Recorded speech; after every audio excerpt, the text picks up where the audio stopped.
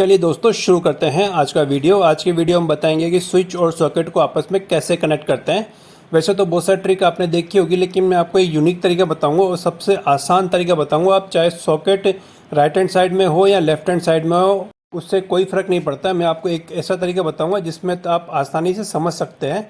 देखिए दोस्तों, सबसे पहले तो ये आप देख लीजिए स्विच आपका सीधा है या उल्टा है, क्योंकि मॉड्यूलर जो भी स्विचेस आते हैं उसमें कोई निशान या कंपनी का नाम नहीं लिखा होता। हमें पता ही चलता है कि स्विच उल्टा लगाएं सीधा लगाएं। तो उसके लिए आसान एक तरीका बताता हूँ मैं आपको। देखिए, जो स्विच जब ऑन होता है यानी कि ये नीचे की तरफ होता है, तो यहाँ पे एक छोटा सा एक डॉट बना हुआ होता है। यहाँ पे इस तरीके से आप इसको पहचान कर सकते हैं कि स्विच ये सीधा है, यानी कि जैसे आप इसको पुश करेंगे तो आपकी उंगली पर टच हो जाएगा, यानी कि ये ऑन हो चुका है। तो इस तरीके से सीधा लगेगा। चलिए अब इसके कनेक्शन भी करना सीख लेते हैं। देखिए दोस्तों, कोई भी स्विच सॉकेट हो उसके अंदर दो वायर होती है, एक जो फेज होता है और एक दूसरा न्यूट्रल होता है। यहाँ पे हमने जो पीला वाला तार है वो फेज का माना है और नीला वाला जो न्यूट्रल का हमने मान रखा है। अभी हमने सप्लाई बंद कर रखी है तो इनमें कोई भी करंट नहीं है, तो आप भी इसी तरीके से इसको इस्तेमाल करना।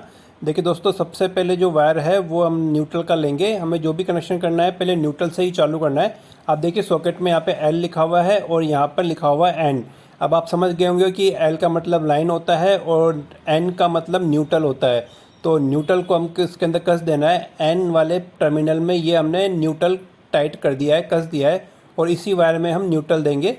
तो इसको हमने टाइट कर देता हूँ। तो मेरा एक काम तो हो चुका है, यानी कि आधा काम लगभग हो चुका है, यानी कि एक न्यूट्रल वायर को मैंने आइडेंटिफाई कर लिया है। अब जो दूसरी वायर है वो होगी हमारी फेज की, वो एक हम स्विच पे लगा देंगे। यानी कि आप इसको ऊपर भी लगा सकते हैं और नीचे भी लगा सकते हैं। वैसे ज़्यादातर तो ये नीचे ही लगता है, लेकिन मैं इसको ऊपर लगा देता हूँ ताकि कनेक्शन करने में आसानी हो सके आपको समझाने में। अब देखिए दोस्तों, अब जो एल लिखा हुआ है वो हमारे स्विच से कनेक्ट होगा, यानी कि स्विच से होते हुए ही हमें लाइन मिलेगी, यानी कि फेज वाला वायर मिलेगा जिसमें करंट आता है। अब देखिए, अगर स्विच की पोजीशन चेंज हो जाती है, इस तरफ आ जाती है, तो भी हम एक लंबा जंपर वायर लेंगे और एल पे ही लाइन लगाएंगे। यानी कि कई लोग होते हैं पास के पास में लगा देते हैं, उसको फ़र्क नहीं पड़ता कि कौन सा एल है कौन सा एन है। तो यहाँ भी हम एल पे ही लगाएंगे स्विच से होती हुई वायर। चलिए मैं स्विच को वापस राइट हैंड साइड में ले आता हूँ मेरे। तो अब ये मैंने इसके अंदर फेज का वायर लगा दिया है और फेज का वायर एक स्विच पे पहले से लगा हुआ है ऊपर की तरफ। तो लगभग देख ली दोस्तों, आपका ये कनेक्शन पूरा हो चुका है। यानी कि अब जैसे आप स्विच ऑन करेंगे तो फेज की लाइन नीचे आती हुई हमारे सॉकेट तक पहुंच जाएगी, स्विच से होती हुई हमारे सॉकेट तक पहुंच जाएगी।